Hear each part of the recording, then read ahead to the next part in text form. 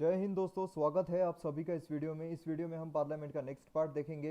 अब हमारे दो ही बड़े टॉपिक बचते हैं। एक है जो बिल्स है वो जो हम इस वीडियो में कवर करेंगे, और एक बचता है बजट, तो वो नेक्स्ट वीडियो में कवर हो जाएगा। तो इस तरीके से दो वीडियोस में हमारा मोस्ट ऑफ द टॉपिक जो है पार्लियामेंट का वो कवर हो जाएगा। फिर उसके बाद जो कुछ भी बचता है उसके जो फीचर्स है, राज्यसभा कहाँ स्ट्रांग होता है, कहाँ लोकसभा स्ट्रांग होता है, तो ये सारी चीज़ें हैं वो हम एक वीडियो में पूरी कवर कर सकते हैं। तो मैक्स टू मैक्स जो टोटल है वो अभी ज़्यादा ज़्यादा देखें तो 1.5 घंटे का जो है हमारा वीडियो बचता है, हमारा जो चैप्टर है वो बचता है। अब देखिए, चैप्टर जितना बड़ा लग रहा है लेकिन इंपॉर्टेंट भी उतना ही है, क्योंकि पूरी जो पॉलिटी है वो इस पर बेस्ड है, पार्लियामेंट पर। तो ये आपको अच्छे से समझ में आ गया। मैं इसलिए इतना वक्त लगा रहा हूँ इसमें, क्योंकि आपको ये अच्छे से समझ में आने को होना, पूरे जो कॉन्सेप्ट है आपके क्लियर होने को होना। क्योंकि आपने एक बार ये वीडियो देख लिया तो आपको कहीं भी कुछ भी पढ़ने की ज़रूरत नहीं है, कहीं भी फिर से वीडियो देखने की ज़रूरत नहीं है। तो इसलिए एक बार आपने ये पढ़ लिया, उसके बाद आप जो मैं टेलीग्राम पर पीडीएफ शेयर करता हूँ, वो टेलीग्राम पर जो पीडीएफ है वो तो आपके 5-5 मिनट में कवर हो जाएंगे, जितने भी है। तो इसलिए आपको कुछ भी टेंशन लेने की ज़रूरत नहीं है। एक बार आप ये पूरा पार्लियामेंट देख लीजिए, उसके बाद आप कभी ज़िंदगी में नहीं भूलेंगे, मैं आपको गारंटी देता हूँ। तो शुरू करते हैं। आप मुझे फेसबुक पर फॉलो कर सकते हो, आप मुझे इंस्टाग्राम पर फॉलो कर सकते हो, आपकी कोई भी क्वेरीज आप फेसबुक में मैसेज कर सकते हो मुझे। तो शुरू करते हैं। इसमें हम देखेंगे जो बिल्स है वो, आवाज़ थोड़ी कम आ रही है उसके लिए मैं माफ़ी चाहता हूँ। यहाँ पर identical in both the houses of the parliament. यहाँ पर दोनों जो हाउसेस हैं, दोनों हाउसेस कौन से हैं? एक तो है लोकसभा और दूसरा है राज्यसभा। दोनों जगह पर जब बिल इंट्रोड्यूस होता है तो उसमें सेम प्रोसेस यहाँ पर चलती है। मतलब यहाँ पर अगर लोकसभा में कोई बिल इंट्रोड्यूस होता है तो उस पर जो भी वहाँ पर किया जाएगी, जो भी प्रोसेस की जाएगी, वही सेम प्रोसेस यहाँ हमें राज्यसभा में भी उस बिल पर देखने को मिलेगी। तो इस तरीके से आइडेंटिकल प्रोसेस होती है दोनों भी हाउसेस में ऑफ द पार्लियामेंट। अब यहाँ पर बिल जब इंट्रोड्यूस होता है पार्लियामेंट में, ये दो प्रकार के होते हैं। अब दो प्रकार कौन से हैं इसके? तो एक होता है पब्लिक गवर्नमेंट बिल, दूसरा होता है प्राइवेट बिल, जैसे प्राइवेट मेंबर बिल भी इसे कहते हैं। अब ये पब्लिक और गवर्नमेंट बिल, ये और प्राइवेट मेंबर बिल में क्या फ़र्क होता है? तो गवर्नमेंट बिल या फिर पब्लिक बिल जो होता है ये एक मिनिस्टर के द्वारा लाया जाता है। जैसे कि यहाँ पर नाम ही सजेस्ट कर रहा है कि जहाँ पब्लिक देखते हैं, पब्लिक सेक्टर बैंक या फिर जो भी पब्लिक इससे रिलेटेड होता है, वो गवर्नमेंट जो है गवर्नमेंट ऑथोराइज्ड होती है। तो यहाँ पर क्या हो रहा है? यहाँ पर पब्लिक बिल है मतलब क्या है? गवर्नमेंट ऑथोराइज बिल है। गवर्नमेंट ऑथोराइज बिल है मतलब क्या है? गवर्नमेंट यहाँ पर ला रही है। गवर्नमेंट यहाँ पर ला रही है मतलब क्या है? कि कोई मिनिस्टर यहाँ पर जो बिल है वो ला रहे हैं। तो यहाँ पर मिनिस्टर के द्वारा लाया जाता है, उसे हम कहते हैं पब्लिक गवर्नमेंट बिल। दूसरा होता है कि ये जो पॉलिसीज़ होती है गवर्नमेंट की, उसे रिफ्लेक्ट करता है। जो कुछ भी पॉलिसीज़ रहेगी गवर्नमेंट की, वो ये बताएगा कि हम इस तरीके से काम करने वाले हैं, इस तरीके से हमारी पॉलिसीज़ रहने वाली है। ग्रेटर चांसेस होते हैं इसके अप्रूवल के। अब क्यों ग्रेटर चांसेस रहेंगे? क्योंकि ऑब्वियस है कि गवर्नमेंट का मेंबर ला रहा है, जो मिनिस्टर है वो ला रहा है। अब वहाँ पर मिनिस्टर क्यों बना हुआ है वो? क्योंकि वहाँ पर उनकी मेजोरिटी है। अब मेजोरिटी रहने के बाद जो बिल होता है वो किस तरीके से पास होता है? प्रेजेंट एंड वोटिंग बराबर है। जितनी भी प्रेजेंट एंड वोटिंग है उसकी 50% से ज़्यादा उनकी मेजोरिटी लगेगी। मेजोरिटी ऑलरेडी यहाँ पर सरकार की है, तो उस वजह से सरकार का जो मेंबर बिल लाने वाला है, सरकार का जो मिनिस्टर यहाँ पर बिल लाने वाला है, वो बिल पास होना ही है। बराबर है, इसलिए ग्रेटर चांसेस होते हैं इसके। अगर यहाँ पर रिजेक्ट हो जाता है ये बिल, इसका मतलब क्या है? कि वहाँ पर सरकार जो है वहाँ पर कॉन्फिडेंस नहीं है। सरकार जो बिल लाई है उस पर जो बैठे हुए हैं उनका कॉन्फिडेंस नहीं है, इसलिए उन्होंने वोट नहीं किया है। इसका मतलब क्या है? जो सरकार के लोग हैं उन्होंने ही वोट नहीं किया है, उन्होंने इसके अगेंस्ट में वोट किया है। मतलब क्या है? उन्होंने ही अगेंस्ट में वोट किया है, मतलब मेजोरिटी नहीं है। मेजोरिटी नहीं है मतलब क्या है? वो लीड कर सकते हैं टू दी रेसिग्नेशन, रेसिग्नेशन भी देने का काम पड़ सकता है उन्हें। It's introduction in the house require 7 days notice. अब यहाँ पर 7 दिनों की जो है वो नोटिस यहाँ पर लगती है। ये ड्राफ्ट कौन करते हैं? ड्राफ्ट करते हैं जो डिपार्टमेंट रहता है in consultation with the law department. तो यहाँ पर जो भी डिपार्टमेंट रहेगा वो यहाँ पर जो बिल है वो ड्राफ्ट करेगा। ठीक है, इतना समझ में आ गया आपको गवर्नमेंट बिल से। अब यहाँ पर प्राइवेट मेंबर बिल जो है वो एक प्राइवेट मेंबर लाता है। बराबर है, वो गवर्नमेंट का आदमी नहीं होता है। मतलब क्या है? वो एक प्राइवेट मेंबर लाता है, इसलिए उसे प्राइवेट मेंबर्स बिल कहते हैं। अब ये जो है स्टैंड ऑफ अपोजिशन जो होता है, क्योंकि अपोजिशन के जो मेंबर रहेंगे वही यहाँ पर बैठे रहेंगे और उनकी तरफ से यहाँ पर बिल आएगा। तो अपोजिशन के जो लोग रहेंगे उनका जो स्टैंड रहेगा कि ये जो पॉलिसी है इस तरीके से आना चाहिए, या ये जो चीज़ है ये आनी ही चाहिए। जैसे ट्रांसजेंडर बिल हो गया, तो ये जो बिल है ये आने चाहिए, समाज में जो लोग हैं उनकी भलाई के लिए यहाँ पर कुछ करना चाहिए हमें। तो ये जो है अपोजिशन के लोग यहाँ पर ला सकते हैं।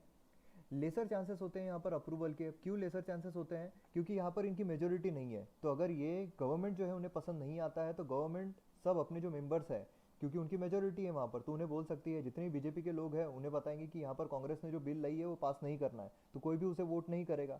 अब वहाँ पर मेजोरिटी चाहिए बिल पास होने के लिए, मेजोरिटी किसके पास है? बीजेपी के पास है। तो मेजोरिटी यहाँ पर बोलेगी कि बिल पास नहीं करना है, मतलब बिल पास नहीं होगा। इसका मतलब क्या है? ज़्यादातर रिजेक्ट होने के इसके चांसेस होते हैं। लेकिन अगर ये रिजेक्ट भी हो जाता है तो इसमें ऐसा नहीं है कि गवर्नमेंट में कॉन्फिडेंस नहीं है, क्योंकि इनकी मेजोरिटी ऑलरेडी नहीं है वहाँ पर। अब ये ड्राफ्ट कौन करता है? ड्राफ्ट की जो रिस्पॉन्सिबिलिटी होती है, जो मेंबर है जो बिल ला रहा है उसी पर होती है। तो ये भी बहुत इंपॉर्टेंट है। अब इसी पर 2017 यूपीएससी में क्वेश्चन आया था कि प्राइवेट मेंबर बिल के बारे में ही आया था। उसके बाद फर्स्ट प्राइवेट मेंबर बिल अभी इंट्रोड्यूस हुआ है, इस तरीके का भी क्वेश्चन आया था। तो यहाँ पर बहुत इंपॉर्टेंट हो जाते हैं हर एक चीज़ें। तो इस तरीके से हमने दो चीज़ें देख ली, दोनों में का डिफरेंस देख लिया क्या है, तो आपको समझ में भी आ गया होगा। तो चलिए आगे चलते हैं हम। अब ये दो बिल है, ये हमारी जड़ है यहाँ पर, प्राइवेट मेंबर बिल और पब्लिक बिल। अब यहाँ पर आगे अगर कहीं पर भी प्राइवेट मेंबर बिल या पब्लिक बिल आता है तो वो मैं आपको डिटेल में नहीं समझाऊंगा, सिर्फ इतना बोलूँगा कि यहाँ पर सिर्फ मिनिस्टर इंट्रोड्यूस कर सकता है। जैसे मनी बिल हो गया, मनी बिल सिर्फ मिनिस्टर इंट्रोड्यूस कर सकते हैं, गवर्नमेंट बिल ही होता है वो, पब्लिक बिल ही होता है सिर्फ वो, वहाँ पर प्राइवेट नहीं कर सकते हैं। तो इस तरीके से यहाँ पर रहेगा। तो bill introduce in the parliament classify किस तरीके से किया जाता है? क्लासीफाई किया जाता है, सबसे पहले तो ऑर्डिनरी बिल होता है, ठीक है। पहले तो हमने दो देख लिए, दो जो मोटे मोटे इसमें थे, जैसे कि एक तो होता है गवर्नमेंट बिल, पब्लिक बिल, दूसरा होता है प्राइवेट मेंबर बिल। अब यहाँ पर दूसरा है कि चार सेक्शन में उसे गिराया जाता है। पहला होता है ऑर्डिनरी बिल, दूसरा होता है मनी बिल, तीसरा होता है फाइनेंशियल बिल और चौथा होता है कॉन्स्टिट्यूशनल अमेंडमेंट बिल। अब अगर आप देखोगे तो ये जो तीन चीज़ें हैं, जैसे ऑर्डिनरी बिल हो गया, उसके बाद मनी बिल हो गया और फाइनेंशियल बिल हो गया, ये तीन चीज़ें हम इस वीडियो में कवर करने वाले हैं। क्योंकि जो कॉन्स्टिट्यूशनल अमेंडमेंट बिल है वो मैंने already amendment of the constitution जो चैप्टर 10 है उसमें करा चुका हूँ आपसे। और कॉन्स्टिट्यूशनल अमेंडमेंट बिल जो है वो सिर्फ कॉन्स्टिट्यूशनल अमेंडमेंट तक ही मैंने सीमित नहीं रखा है। तो चैप्टर 10 में मैंने जितनी भी टाइप की मेजोरिटीज़ है वो सारी कवर की है, जो लक्ष्मीकांत किताब में नहीं दी हुई है या फिर गलत दी हुई है वो भी सारी मैंने उसमें कवर की है। तो उसकी जो लिंक है मैं डिस्क्रिप्शन में आपको दे दूंगा, आप लिंक पर जाकर जितनी भी अमेंडमेंट्स है वो देख सकते हो, या फिर जितनी मेजोरिटीज़ है उसके बारे में आप पढ़ सकते हो। तो यहाँ पर हम ऑर्डिनरी बिल, मनी बिल और फाइनेंशियल बिल के बारे में पढ़ेंगे। सबसे पहले हम देखते हैं ऑर्डिनरी बिल। तो यहाँ पर ऑर्डिनरी बिल जो है सबसे इंपॉर्टेंट चीज़ है यहाँ पर कि either house of the parliament में इंट्रोड्यूस किया जा सकता है। अब either house of the parliament में मतलब क्या है कि ये लोकसभा में भी इंट्रोड्यूस किया जा सकता है या फिर राज्यसभा में भी इंट्रोड्यूस किया जा सकता है। अब यहाँ पर हम एग्जाम्पल के थ्रू समझने की कोशिश करते हैं जिससे कि आपको आसानी से याद रहेगा। इसलिए यहाँ पर हम ऐसा इमेजिन करते हैं कि लोकसभा में जो बिल है ये इंट्रोड्यूस हुआ है। कोई ऑर्डिनरी बिल ले लीजिए, कोई भी बिल ले लीजिए, कोई ऑर्डिनरी बिल हो, वो इंट्रोड्यूस हुआ है तो वो सबसे पहले लोकसभा में इंट्रोड्यूस हुआ है, ऐसा हम देखते हैं। क्योंकि हम एग्जाम्पल के थ्रू समझेंगे तो आपको अच्छे से पता रहेगा। तो जो भी प्रोसेस है वो कंप्लीट करने के लिए यहाँ पर पहले फर्स्ट रीडिंग होगी, फिर सेकेंड रीडिंग होगी, फिर थर्ड रीडिंग होगी। अब यहाँ पर हम एक एक करके जाते हैं। तो सबसे पहले फर्स्ट रीडिंग में हम क्या देखने वाले हैं? बिल जो है लोकसभा में इंट्रोड्यूस हो गया, ठीक है। अब यहाँ क्या हो रहा है? आइदर बाय मिनिस्टर और बाय एनी अदर मेंबर। अब यहाँ पर क्या है, मतलब ये तो एक पब्लिक बिल भी हो सकता है, गवर्नमेंट बिल भी हो सकता है या फिर प्राइवेट मेंबर बिल भी हो सकता है। क्यों? क्योंकि ये मिनिस्टर वो भी ला सकते हैं या फिर अदर मेंबर जो है वो भी ला सकते हैं।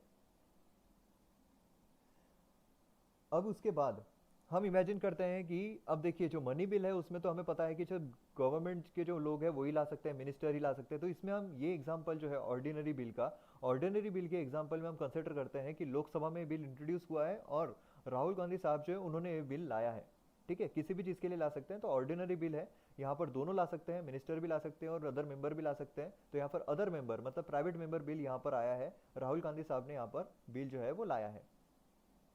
अब यहाँ पर जिसे भी इंट्रोड्यूस करना है बिल को, has to seek for the leave of the house. अब लीव ऑफ द हाउस मतलब क्या होता है कि परमिशन टाइप का समझ लीजिए आप, कि यहाँ पर राहुल गांधी साहब को बिल लाने का है तो वो यहाँ पर परमिशन मांगेंगे हाउस से कि मुझे यहाँ पर बिल लाना है, मैं यहाँ पर ला सकता हूँ क्या। वहाँ पर उन्हें परमिशन मिल गई, यहाँ पर उन्होंने बिल इंट्रोड्यूस कर दिया। अब बिल इंट्रोड्यूस करने के बाद क्या होने वाला है, वो बिल यहाँ पर चर्चा नहीं होने वाली है कुछ भी। मतलब लोग खड़े होकर सीधे चिल्लाना शुरू नहीं कर देंगे, नहीं नहीं तुम्हारा बिल तो ये है, तुम्हारा बिल तो वो है, तुम्हारा बिल अच्छा नहीं है, हम पास नहीं करेंगे। इस तरीके का पहले ही नहीं होने वाला है। ये सब होने वाला है सेकेंड रीडिंग में। जो हम पूरा तूफानी देखते हैं पार्लियामेंट में, वो सब सेकंड रीडिंग की बात होती है। तो फर्स्ट रीडिंग में यहाँ पर क्या होता है, सिर्फ ये चुपचाप बोलेंगे, परमिशन मांगेंगे राहुल गांधी साहब कि मुझे यहाँ पर बिल इंट्रोड्यूस करना है, मैं कर सकता हूँ क्या। यहाँ पर उन्हें परमिशन मिल जाएगी। उसके बाद क्या होगा, यहाँ पर वो टाइटल और ऑब्जेक्टिव्स जो है बिल के वो पढ़ेंगे। जो भी टाइटल रहेंगे और जो भी ऑब्जेक्टिव है बिल के वो यहाँ पर पढ़ेंगे।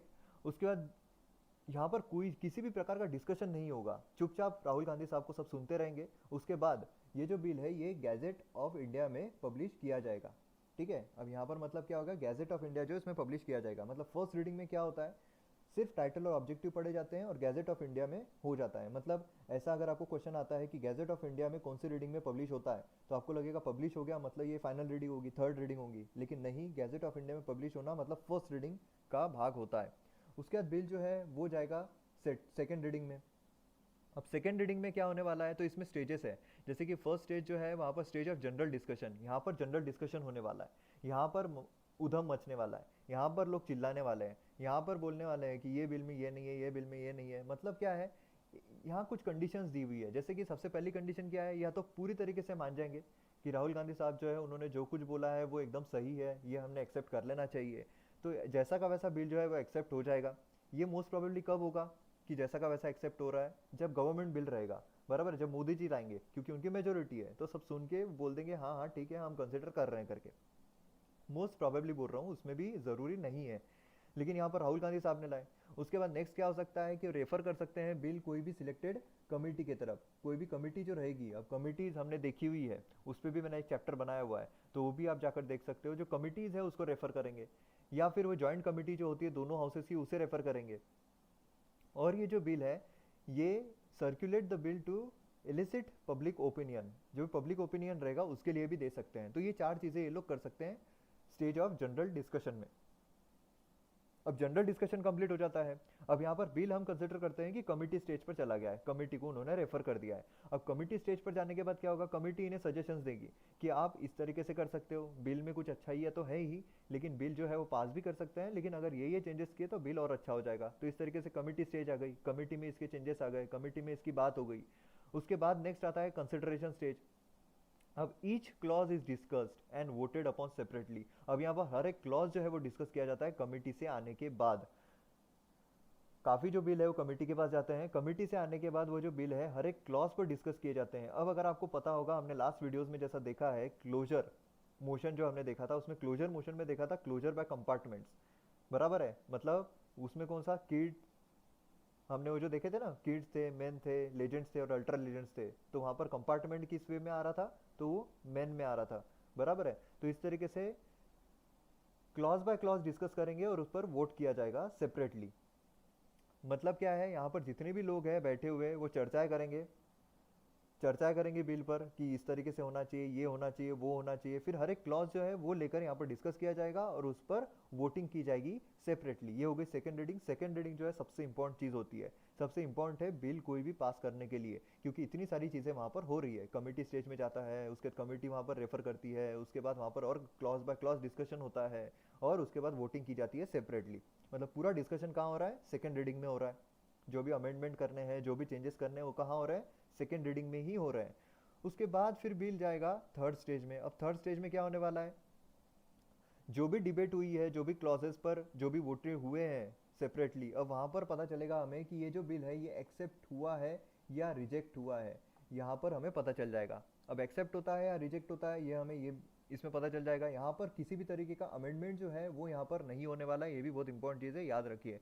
किसी भी तरीके का अमेंडमेंट थर्ड रीडिंग में नहीं हो सकता है। अब ये जो बिल है फिर authenticated by the presiding officer.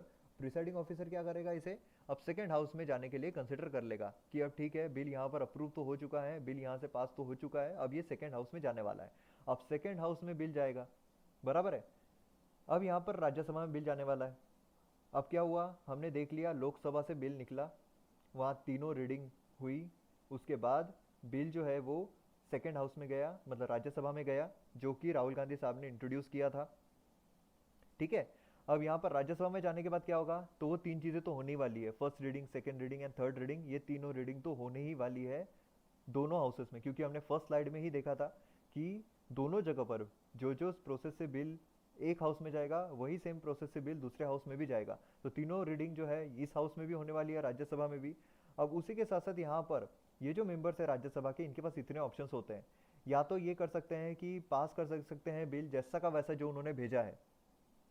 मतलब क्या है कि जो बिल इन्होंने लोकसभा ने यहाँ पर भेजा है, जैसा का वैसा जो बिल है वो पास कर देंगे। उसके बाद दूसरी चीज ये कर सकते हैं कि इट में pass the bill with amendments and return to the first house for consideration. अब यहाँ पर क्या कर सकते हैं, वो कुछ अमेंडमेंट बता सकते हैं कि आप ये बिल में ये चेंजेस करो, ये हमें पसंद नहीं आ रहे हैं, और फिर से कंसिडरेशन करने के लिए वो हाउस में भेज सकते हैं। ठीक है, यहाँ क्या हो रहा है, अब यहाँ अगर आप ध्यान दोगे तो पहला जो स्टेज है जैसा का वैसा अगर उन्होंने एक्सेप्ट कर लिया और उन्होंने पास कर दिया बिल, मतलब क्या है, दूसरे हाउस से भी वो पास हो गया है, बराबर है। अब अगर नेक्स्ट इसमें अगर वो कोई अमेंडमेंट सुझाते हैं लोकसभा को कि आप ये करो, आप ये चेंजेस करो बिल में, तो बिल जो है वो ज़्यादा अच्छा लगेगा। अगर लोकसभा जो है वो जो जितनी भी चेंजेस, जितनी भी अमेंडमेंट्स राज्यसभा ने बताए हैं, अगर वो एक्सेप्ट कर लेता है तो बिल पास हो जाएगा, बराबर है। मतलब ऊपर की दो कंडीशंस में अगर हम देखा जाए तो बिल पास हो चुका है, फिर क्या होगा, बिल जो है वो किसके पास जाएगा, वो सीधा हमारे जो प्रेसिडेंट है उनके पास भेजा जाएगा, और फिर वो अपनी एसेंट दे देंगे और बिल जो है वो लॉ बन जाएगा, बराबर है। लेकिन प्रॉब्लम कहाँ आ रहा है, प्रॉब्लम ये जो लास्ट के जो दो चीजें हैं इसमें आ रहा है, इट में reject the bill all together. मतलब पूरा जो बिल है वो पूरी तरीके से यहाँ पर रिजेक्ट कर सकते हैं, या फिर इट में नॉट टेक एनी एक्शन, या फिर वो कोई भी एक्शन नहीं ले सकते हैं, and keep the bill pending, यहाँ पर बिल पेंडिंग भी रख सकते हैं। अब यहाँ पर हमारी जो कंडीशन है उसके लिए 6 मंथ जो है हमें देखना पड़ेगा। अगर 6 मंथ से ज़्यादा यहाँ पर पेंडिंग होता है तो यहाँ पर एक चीज़ जो है वो हो सकती है, क्या होगा, अगर उन्होंने पूरी तरीके से यहाँ पर रिजेक्ट कर दिया या फिर उन्होंने बिल पेंडिंग रख दिया 6 महीनों तक, तो यहाँ पर क्या होगा, यहाँ पर डेडलॉक जो है उसकी सिचुएशन क्रिएट हो जाएगी। डेडलॉक मतलब क्या होता है, कोई मान ही नहीं रहा है, मतलब यहाँ से तो बिल पास हो गया है लोकसभा से, राज्यसभा में वो मान ही नहीं रहे क्या करना है क्या नहीं करना है, तो डेडलॉक की सिचुएशन यहाँ पर आ गई। अब डेडलॉक की जब सिचुएशन आती है तब क्या होता है, ऑर्डिनरी बिल के लिए डेडलॉक की सिचुएशन आती है तब प्रेसिडेंट जो है वो क्या कर सकते हैं, हमने पहले पढ़ा है, जब भी डेडलॉक की सिचुएशन आती है प्रेसिडेंट चैप्टर में भी हमने पढ़ा है, और पार्लियामेंट चैप्टर जब हमने देखा था तो उसके भी दूसरे तीसरे पार्ट में हमने देखा है कि डेडलॉक की जब भी सिचुएशन बनती है, जो हमारे राष्ट्रपति है वो ज्वाइंट सिटिंग बिठा सकते हैं। ज्वाइंट सिटिंग जब बिठाते हैं तब क्या होता है, उसे प्रिसाइड कौन करता है, हमने स्पीकर जब देखा था तब भी हमने देखा था कि स्पीकर जो है प्रिसाइड करते हैं ज्वाइंट सिटिंग के वहाँ पर। अगर स्पीकर जो है वो अब्सेंट है तो कौन प्रिसाइड करेगा, डिप्यूटी स्पीकर जो है वो यहाँ पर प्रिसाइड करेंगे। अगर डिप्यूटी स्पीकर भी अब्सेंट है तो कौन करेगा, चेयरमैन, नहीं चेयरमैन नहीं करेंगे, क्यों, क्योंकि चेयरमैन जो है वो वाइस प्रेसिडेंट है, दोनों इसके मेंबर नहीं होते हैं वो, इसलिए वो प्रिसाइड नहीं कर सकते, इसलिए डिप्यूटी चेयरमैन जो रहेंगे वो प्रिसाइड करेंगे। अगर डिप्यूटी स्पीकर अब्सेंट है तो डिप्यूटी चेयरमैन जो है वो प्रिसाइड करेंगे ज्वाइंट सिटिंग को। अगर वो भी अब्सेंट है तो हाउस जिसे कहेगा, हाउस जिसे बनाएगा वो यहाँ पर प्रिसाइड करेगा। ठीक है, यहाँ पर ज्वाइंट सिटिंग जो है वो यहाँ पर, और ज्वाइंट सिटिंग में मेजोरिटी अगर बिल को मिल जाती है तो वो बिल जो है पास हो जाएगा। मोस्ट प्रोबेबली अगर लोकसभा से पास होता है तो वहाँ पर मेजोरिटी मिल ही जाती है, तो इसलिए यहाँ पर ज्वाइंट सिटिंग में मेजोरिटी जिसे मिलेगी, अगर मिल जाती है मेजोरिटी पूरे ज्वाइंट सिटिंग, मतलब दोनों हाउसेस मिला के अब यहाँ पर गिने जाएंगे। ठीक है, यहाँ पर अब एक हाउस या दूसरा हाउस नहीं गिना जाएगा, यहाँ पर टोटल जो ज्वाइंट सिटिंग है उसमें दोनों हाउसेस के मिला के गिने जाएंगे, तो उसमें मेजोरिटी अगर मिलती है सिंपल मेजोरिटी तो यहाँ पर अप्रूव कर दिया जाएगा बिल को। अब यहाँ पर बिल अप्रूव हो चुका है, फिर कहाँ जाएगा, प्रेसिडेंट के पास जाएगा एसेंट के लिए, प्रेसिडेंट एसेंट दे देते हैं, मतलब क्या होगा, बिल जो है वो लॉ बन चुका है। इस तरीके से दोनों हाउसेस में ऑर्डिनरी बिल जो है वो पास होता है। तो ये जो है ये कंडीशंस होती है। ठीक है, तीनों रीडिंग होती है, प्रेसिडेंट के पास जाता है, जॉइंट सिटिंग भी हो सकती है, डेडलॉक की कंडीशन बनती है तो। ठीक है, अब यहाँ पर आते हैं हम मनी बिल के बारे में। ऑर्डिनरी बिल के बारे में हमने पूरा का पूरा देख लिया, अब यहाँ पर हम आते हैं मनी बिल के लिए। मनी बिल मतलब आर्टिकल 110, आर्टिकल 110 ये बोलता है कॉन्स्टिट्यूशन का, डील करता है definition of a money bill. तो मनी बिल का है वो, इसके बारे में जिक्र हमारे संविधान में किया हुआ है क्या, तो जी हाँ किया हुआ है। कहाँ किया हुआ है, तो आर्टिकल 110 में किया हुआ है। अब यहाँ क्या होने वाला है, जो मनी बिल है उसकी एक खासियत है। अब अगर आप ऑर्डिनरी बिल देखोगे तो वो कौन इंट्रोड्यूस कर सकता है, या तो प्राइवेट मेंबर भी कर सकता है या तो पब्लिक जो मतलब मिनिस्टर है वो भी कर सकते हैं, इसलिए राहुल गांधी साहब ने भी किया ऑर्डिनरी बिल, बराबर है। कौन से हाउस में कर सकते हैं, आइदर हाउस में कर सकते हैं, लोकसभा में भी कर सकते हैं या तो राज्यसभा में भी कर सकते हैं। लेकिन अब यहाँ मनी बिल आ रहा है, मनी बिल मतलब क्या है, पैसे की बात आ रही है। पैसा किसके हाथ में है, सरकार के हाथ में है। सरकार मतलब कौन, मिनिस्टर के हाथ में है, इसलिए मिनिस्टर मोस्ट प्रोबेबली कहाँ बैठे हैं, लोकसभा में बैठे हैं, इसलिए जो बिल है वो सिर्फ लोकसभा में इंट्रोड्यूस हो सकता है। बिल सिर्फ लोकसभा में इंट्रोड्यूस हो सकता है और सिर्फ मिनिस्टर के द्वारा ही इंट्रोड्यूस किया जा सकता है, क्योंकि पैसे सब किसके पास है, मिनिस्टर के पास है। मिनिस्टर कहाँ बैठे हुए हैं, लोकसभा में बैठे हुए हैं। मतलब सिर्फ याद रखने के लिए बोल रहा हूँ, राज्यसभा में भी है लेकिन लोकसभा में ही सिर्फ इंट्रोड्यूस हो सकता है ये बिल, और उसी के साथ साथ मिनिस्टर ही इंट्रोड्यूस कर सकता है।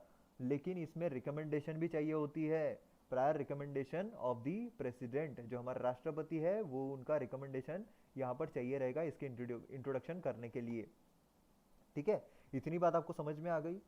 मनी बिल जो है वो लोकसभा में ही इंट्रोड्यूस हो सकता है सिर्फ, ऑर्डिनरी बिल दोनों जगह हो सकते हैं। अब डिफरेंस जो है हम और देखेंगे डिस्टिंग्विश करते टाइम। तो लोकसभा में ही इंट्रोड्यूस हो सकता है, मिनिस्टर के द्वारा ही इंट्रोड्यूस किया जा सकता है, मतलब यहाँ मोदी जी इंट्रोड्यूस कर रहे हैं मनी बिल को, और रिकमेंडेशन लगेगी प्रेसिडेंट की। यहाँ ये बहुत ज़रूरी है, प्रेसिडेंट की रिकमेंडेशन लगेगी। अब यहाँ पर सेम प्रोसेस से पूरा जाएगा वो। उसके बाद बिल क्या होगा, बिल जाएगा राज्यसभा में, जाता है राज्यसभा में। ठीक है, ऐसा नहीं है कि राज्यसभा में जाता ही नहीं है, बिल राज्यसभा में जाता है। इनके पास ज़्यादा पावर नहीं होती है राज्यसभा के पास, क्योंकि पैसे की बात आ गई ना यहाँ पर, पैसे की बात आ गई तो इनके पास पावर नहीं है। क्या क्या है, ये रिजेक्ट नहीं कर सकते हैं पहली बात तो, जैसा ऑर्डिनरी बिल को रिजेक्ट कर सकते थे ऑल टुगेदर जब डेडलॉक की कंडीशन बनती थी, बराबर है। लेकिन यहाँ पर रिजेक्ट नहीं कर सकते, कैन नॉट रिजेक्ट, या फिर अमेंड भी नहीं कर सकते। इनको हक ही नहीं है बताने का कि पैसे कहाँ खर्च करने हैं, वो तो लोकसभा के जो मिनिस्टर है वही देखेंगे पैसे कहाँ खर्च करना है। तो कैन ओनली मेक रिकमेंडेशंस, ये लोग सिर्फ रिकमेंडेशन कर सकते हैं कि भैया यहाँ यहाँ भी पैसे खर्च कर दो यार, अच्छा रहेगा, यहाँ भी पैसे खर्च कर दो, अच्छा रहेगा। तो यहाँ पर क्या होगा, रिजेक्ट नहीं कर सकते, अमेंड भी नहीं कर सकते, ये सिर्फ रिकमेंडेशन कर सकते हैं। और बिल जो है वो उन्होंने वापस कर देना चाहिए उन्हें 14 दिन के अंदर। ठीक है, ये भी बहुत इंपॉर्टेंट चीज़ है, 14 डेज के अंदर अंदर उन्होंने बिल जो है वापस कर देना चाहिए, विथ और विदाउट रिकमेंडेशन। रिकमेंडेशन दे भी सकते हैं या नहीं भी दे सकते हैं, तो 14 दिन के अंदर वापस कर देना है इन्हें बिल। अब लोकसभा जो है अगर इन्होंने रिकमेंडेशन देते हैं तो एक्सेप्ट भी कर सकते हैं उनकी रिकमेंडेशन, ठीक है, वह मान लेते हैं इनकी बात, चलो ठीक है मान लेते हैं। लेकिन नहीं भी मानना है तो नहीं भी मान सकते हैं, ठीक है, राज्यसभा की। और अगर 14 दिन के अंदर अंदर ये वापस नहीं भेजते हैं बिल को, तो बिल अपने आप वहाँ से पास हो गया ऐसा मान लिया जाएगा, और जो है प्रेसिडेंट के असेंट के लिए चला जाएगा। ठीक है, मतलब 14 दिन जो है ये आपको ध्यान में रखना है, यहाँ पे बहुत इंपॉर्टेंट है। 14 डेज के अंदर अंदर इन्हें वापस करना है, अगर नहीं करते हैं तो बिल अपने आप पास हो गया वहाँ से, ऐसा कंसिडर कर लिया जाएगा।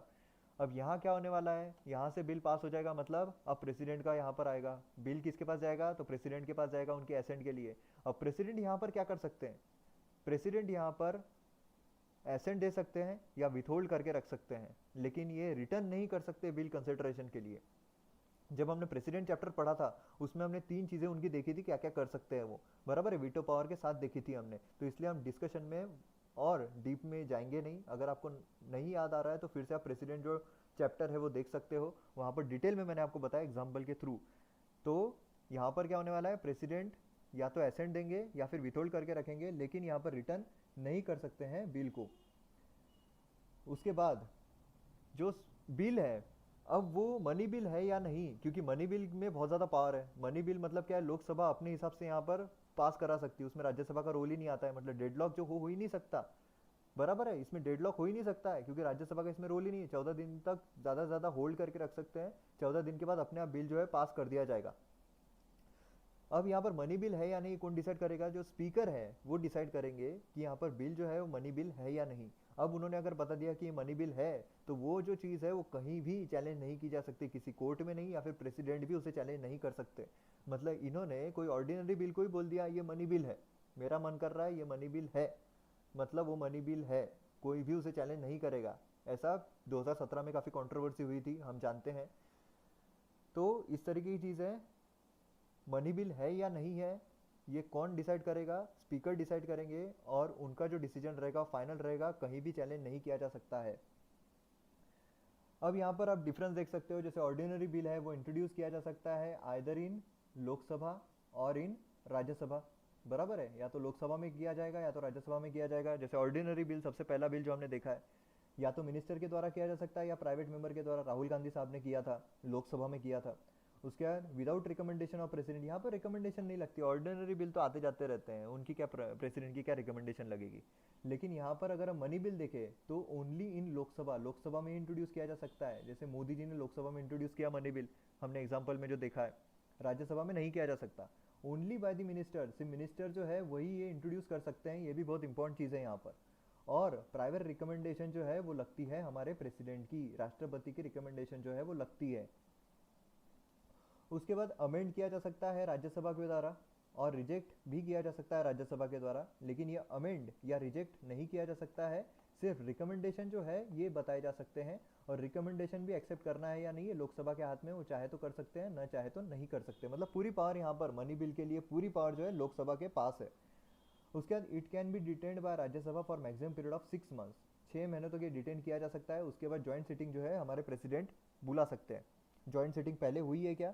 जिस तरीके से 2017 में यूपीएससी में क्वेश्चन पूछा गया था कि पहले कभी प्राइवेट मेंबर बिल इंट्रोड्यूस पास हुआ है क्या, तो जी हाँ पास हुआ था, बराबर है। उसी तरीके से यहाँ भी पूछ सकते हैं कि पहले कभी जो डेडलॉक है या फिर जो ज्वाइंट सिटिंग है वो हुई है क्या किसी बिल के लिए, तो जी हाँ हुई है।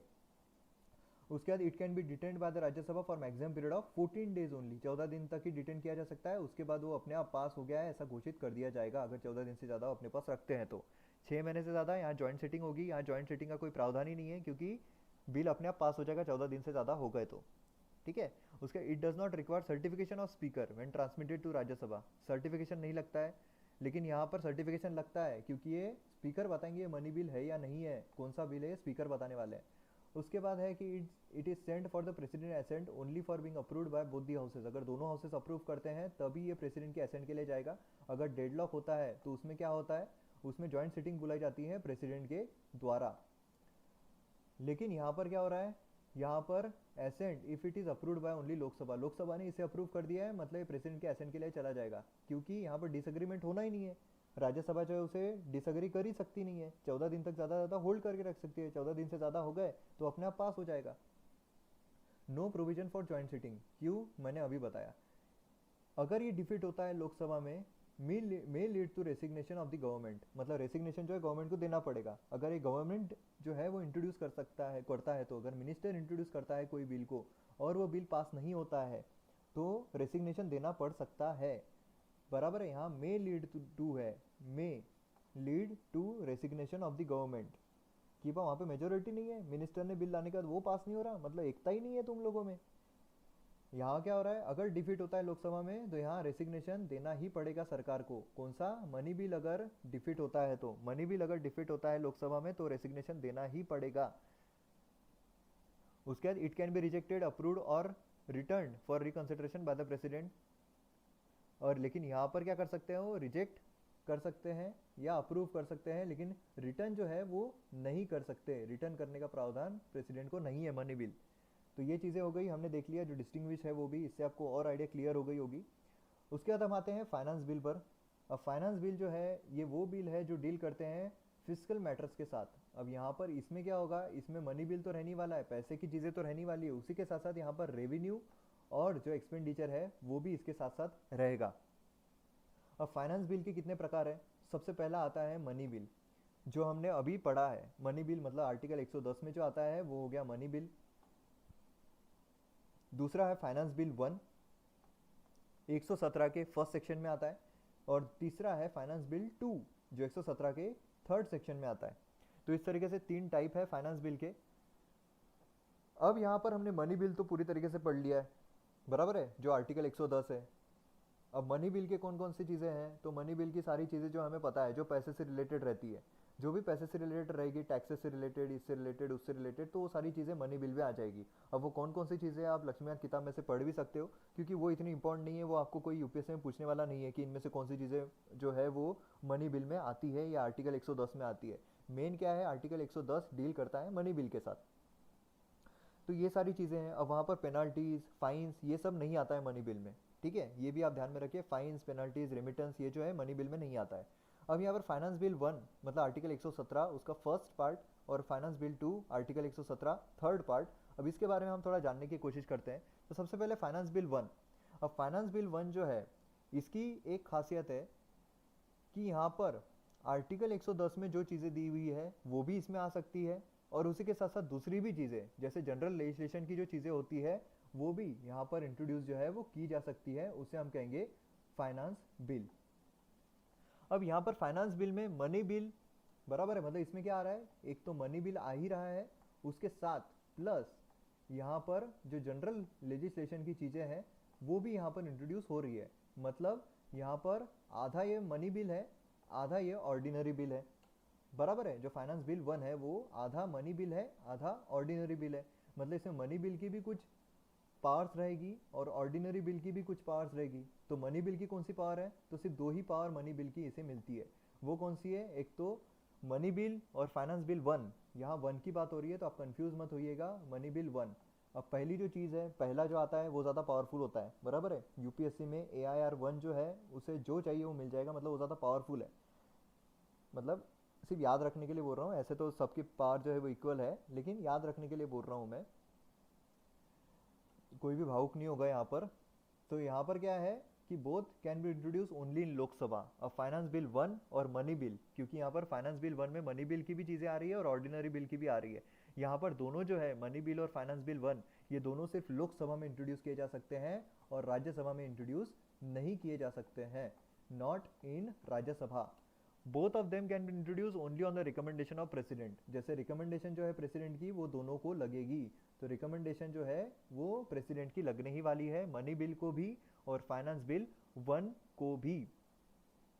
बाकी जितने भी मैटर्स है, यही दो चीजें हैं सिर्फ, एक तो सिर्फ लोकसभा में इंट्रोड्यूस होगा और दूसरा प्रेसिडेंट का रिकमेंडेशन लगेगा इस पर। बाकी सारी चीजें जो है वो ऑर्डिनरी बिल जैसी ही है। ऑर्डिनरी बिल में क्या होता है, चर्चाएं होती है, डिस्कशन होता है। बराबर है, उसके बाद राज्यसभा में बिल जाता है, राज्यसभा जो है उसे रोक सकता है, रिजेक्ट कर सकता है पूरी तरीके से, डेडलॉक क्रिएट कर सकता है। डेडलॉक क्रिएट होता है तो क्या होता है कि जॉइंट सिटिंग होती है। तो यहाँ पर जो मैंने चीज़ दी है ये बहुत इंपॉर्टेंट है, जो मैंने बॉक्स में मार्क किया है ये आपको प्रीलिम्स पॉइंट ऑफ व्यू से बहुत ही इंपॉर्टेंट चीज़ है। आप ये मतलब दिमाग में बिठा लो, ये जो बॉक्स है आपके दिमाग में बॉक्स जैसा का वैसा बैठ जाना चाहिए कि फाइनेंस बिल 1 जो है वो जॉइंट सिटिंग हो सकती है। क्योंकि देखिए फाइनेंस बिल जो है ये अभी काफ़ी न्यूज़ में चल रहा है, ठीक है। फाइनेंस बिल इतना न्यूज़ में चल रहा है, इसलिए फाइनेंस बिल के बारे में पूछना मतलब 90% चांसेस है कि फाइनेंस बिल के बारे में पूछ सकते हैं। तो इसलिए आपको ध्यान में रखना है ये एकदम, ये जो दो स्लाइड्स है फाइनेंस बिल 1 फाइनेंस बिल 2, ये आप रट्टा जैसा ही मार लो। मैं तो पढ़ा ही रहा हूँ आपको, आपके दिमाग में बैठ ही जाएगा, लेकिन रट्टा भी मार लो आप, इतना इंपॉर्टेंट है ये। तो यहाँ पर क्या हो रहा है, only on the recommendation of president और लोकसभा में इंट्रोड्यूस हो सकता है। ये दो चीज़ें हैं मनी बिल से रिलेटेड, जो फाइनेंस बिल 1 को भी उतनी पावर मिली हुई है जो जो इसके साथ मनी बिल के साथ फाइनेंस बिल 1 को मिला हुआ है। और दूसरा जो अंश है इसका, जो जनरल इसका है, उसमें क्या क्या हो रहा है, रिजेक्ट भी कर सकते हैं और अमेंड भी कर सकते हैं राज्यसभा, इनके जो भी चीज़ें हों, एक्सेप्ट दी रिडक्शन और एबोलिशन ऑफ टैक्सेस। टैक्सेस से जो भी चीज़ें रिलेटेड रहेगी, मतलब जो मनी बिल से जो भी चीज़ें रिलेटेड रहेगी, ये जो पार्ट रहेगा ये इसमें राज्यसभा कुछ नहीं कर सकता, अमेंड या रिजेक्ट नहीं कर सकता। ये जो पार्ट रहने वाला है फाइनेंस बिल का, इसमें राज्यसभा जो है वो रिजेक्ट भी कर सकता है, अमेंड भी कर सकता है। डिसएग्रीमेंट क्रिएट हो सकता है, मतलब क्या है कि यहाँ पर जॉइंट सिटिंग जो है उसका भी प्रावधान यहाँ पर आया हुआ है, प्रेसिडेंट जो है जॉइंट सिटिंग भी यहाँ पर बुला सकते हैं। डेडलॉक क्रिएट हो सकता है फाइनेंस बिल 1 में। अब यहाँ पर फाइनेंस बिल 2 आता है। फाइनेंस बिल 2 क्या है, पूरा ऑर्डिनरी बिल समझ लीजिए आप। फाइनेंस बिल 1 में क्या है, आधा मनी बिल है, आधा ऑर्डिनरी बिल है। फाइनेंस बिल 2 क्या है, पूरा ऑर्डिनरी है। पूरा ऑर्डिनरी मतलब क्या है, does not include any matter mention in the article 110। Article 110 से रिलेटेड एक भी चीज़ इसमें नहीं होती है। अगर होती है आर्टिकल 110 से रिलेटेड तो फाइनेंस बिल 1 में ही आएगा ना। फाइनेंस बिल 2 मतलब क्या है, एक भी चीज़ आर्टिकल 110 से रिलेटेड नहीं है। ये ट्रीट किया जाता है as ordinary bill, all respect. अब यहाँ पर सीधे एक स्पेशल फीचर क्या है इस बिल का, it cannot be passed by either house of the parliament unless the president has recommended to that house the consideration of the bill। अगर प्रेसिडेंट यहाँ पर कंसिडर करते हैं, बताते हैं कि यहाँ पर कंसिडरेशन में लाओ करके ये बिल को, तब ये बिल जो है हाउस जो है पास कर सकता है। लेकिन इसका मतलब ये नहीं है कि प्रायर रिकमेंडेशन लगेगी। जैसे ऑर्डिनरी बिल को प्रेसिडेंट की प्रायर रिकमेंडेशन लगती है क्या, तो नहीं लगती ऑर्डिनरी बिल को, बराबर है, मनी बिल को लगती है। उसी तरीके से यहाँ पर ये क्या है, फाइनेंस बिल 2 ये ऑर्डिनरी बिल है, तो यहाँ पर either house of the parliament में इंट्रोड्यूस हो सकता है। लेकिन यहाँ पर प्रेसिडेंट की रिकमेंडेशन जो है वो भी नहीं लगती है, प्रायर रिकमेंडेशन प्रेसिडेंट की नहीं लगेगी। ये रिजेक्ट किया जा सकता है, अमेंड किया जा सकता है bye either house of the parliament. Disagreement हो सकता है, ज्वाइंट सिटिंग जो है उसका भी प्रावधान यहाँ पर दिया हुआ है। फाइनेंस बिल 1 में ही ज्वाइंट सिटिंग है, तो फाइनेंस बिल 2 में तो रहने ही वाली है क्योंकि ऑर्डिनरी बिल है। अब ये जो है प्रेजेंट किया जा सकता है प्रेसिडेंट के पास, तो प्रेसिडेंट जो है एसेंट दे सकते हैं या फिर विथहोल्ड भी कर सकते हैं या फिर रिटर्न भी कर सकते हैं बिल को। ठीक है, ये भी चीज़ आप ध्यान में रखें। रिटर्न भी कर सकते हैं बिल को। फाइनेंस बिल 2 पूरा ऑर्डिनरी बिल है, यही आप समझिए। सिर्फ ये जो मैंने यहाँ पर एक प्रावधान दिया हुआ है, ये यहाँ पर स्पेशल फीचर है इसका। तो ये है फाइनेंस बिल 2 के बारे में, पूरा ऑर्डिनरी बिल है। फाइनेंस बिल 1 मतलब आधा मनी बिल आधा ऑर्डिनरी बिल। और मनी बिल जो है, मनी बिल तो है ही, सबसे स्ट्रॉन्गेस्ट है, सिर्फ लोकसभा में हो सकता है और सिर्फ मिनिस्टर जो है वही इंट्रोड्यूस कर सकते हैं मनी बिल को। और राज्यसभा जो है उसका कोई हक नहीं बनता, सिर्फ वो सजेशन दे सकते हैं और 14 दिन तक अपने पास रख सकते हैं। 14 दिन से ज़्यादा हो गए, अपने आप बिल जो है राज्यसभा से पास हो जाएगा। प्रेसिडेंट जो है वो भी वापस नहीं भेज सकते कंसिडरेशन के लिए, क्योंकि उनके प्रायर रिकमेंडेशन के साथ ही आ रहा है बिल, बराबर है, क्योंकि मनी बिल में प्रायर रिकमेंडेशन लगती है प्रेसिडेंट की। और जो फाइनेंस बिल 1 है उसमें प्रायर रिकमेंडेशन लगेगी प्रेसिडेंट की और लोकसभा में इंट्रोड्यूस होगा, लेकिन यहाँ पर ज्वाइंट सिटिंग का जो है प्रावधान दिया हुआ है। मनी बिल में ज्वाइंट सिटिंग का प्रावधान नहीं दिया हुआ है। और ऑर्डिनरी बिल की जितनी भी कंडीशंस है, फाइनेंस बिल 2 मतलब ऑर्डिनरी बिल हो गया, ऑर्डिनरी बिल की जितनी भी प्रावधान है वो हमने पहले ही देख लिए हैं। First reading, second reading, third reading. Private member भी इंट्रोड्यूस कर सकता है, गवर्नमेंट मेंबर भी इंट्रोड्यूस कर सकता है, either house of the parliament में हो सकता है। फर्स्ट रीडिंग में सिर्फ डिस्कशन होगा, डिस्कशन नहीं होगा, फर्स्ट रीडिंग में सिर्फ बताया जाएगा कि बिल में क्या क्या है, उसके टाइटल पढ़े जाएंगे। सेकंड रीडिंग में डिस्कशन होगा, कमेटी के पास भेज सकते हैं, कमेटी और सजेशन भेजेगी और क्लॉज बाय क्लॉज डिस्कशन होगा और उस पर वोटिंग होगी clause by clause. Third reading में एक्सेप्ट हुआ है कि नहीं हुआ है ये पता चलेगा, और एक्सेप्ट अगर हो गया है तो ठीक, नहीं हुआ है तो फिर तो रिजेक्ट हो जाएगा बिल, पास ही नहीं होगा। और जो स्पीकर है फिर वो सेकंड हाउस में भेजेंगे। सेकंड हाउस में भी first reading, second reading, third reading होगी और उनके पास दो प्रावधान रहेंगे, या तो पूरी तरीके से पास कर सकते हैं या तो कुछ रिकमेंडेशंस उन्हें बता सकते हैं, अमेंडमेंट बता सकते हैं। फिर वो जो लोकसभा है वो अमेंडमेंट कंसिडर करता है या नहीं करता है उस पर डिपेंड करता है। उसके बाद वो रिजेक्ट कर सकते हैं बिल को जो राज्यसभा है वो, या फिर वो अपने पास रख सकते हैं 6 महीनों तक, कुछ नहीं करेंगे उस पर।